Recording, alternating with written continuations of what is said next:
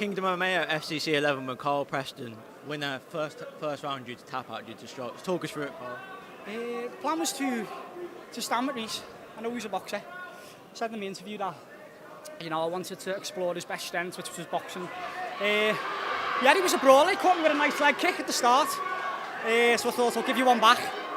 And then he come out with these punches. Now I knew he was going to come at me with punches, but I thought my head movement was better than what it was, and took too many punches, which I wasn't too happy about, obviously with the frustration at the end. But a win's a win, and I'll learn from that. He seemed to have you in a sort of guillotine choke on the floor. Was that tight at all? No, that was more of a grab on, because I was actually in half guard. And I could hear his corner, just hold on.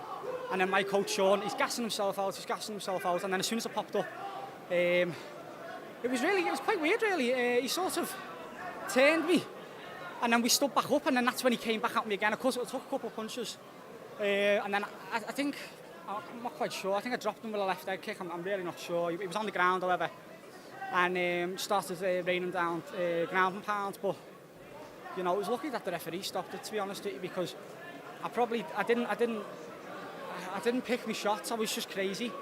But to be fair, that's my first NSAC fight. That's the first time I've been able to ground and pound, so I think I just saw red.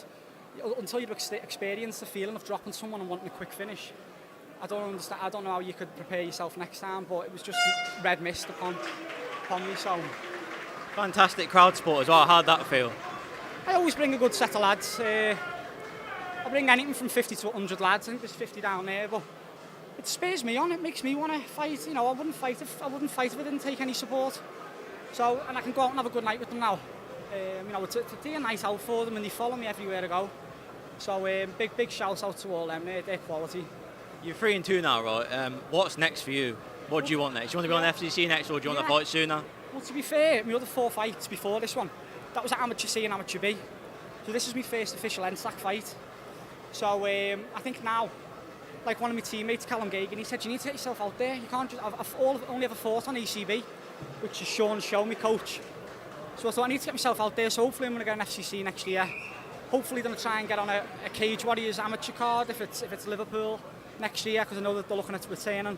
And then just go all around the country a little bit, get my name out there. That's what I want to do. Who would you like to thank in the lead up to the fight? Oh, well, I said this before. There's a bantamweight title fight tonight. Ben Dearden versus Robbie Fallon. When Ben Dearden takes it, I'd actually like to fight Ben Dearden for the title. I'm only messing, he's my teammate. But I said I'd say it anyway, but yeah, me and Ben Dearden, it's on. Yeah, so. But no, I don't know an awful lot of amateur fighters.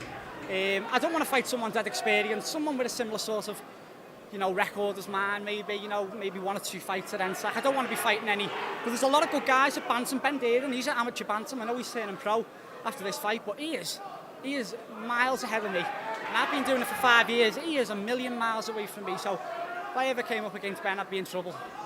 Who would you like to thank for the?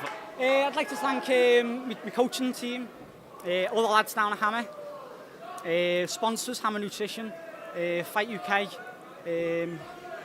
And my sponsor, Armour Travel, they supply all the coaches for me.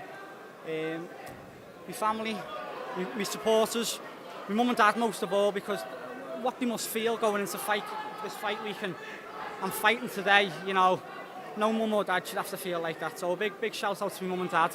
And obviously the lead orchestra in my crowd, Chris Povey, he gets the songs going all the time. So if it wasn't for him, there'd be no atmosphere. So yeah, and obviously to you guys for interviewing me. Thanks, congratulations again, hope to see you soon.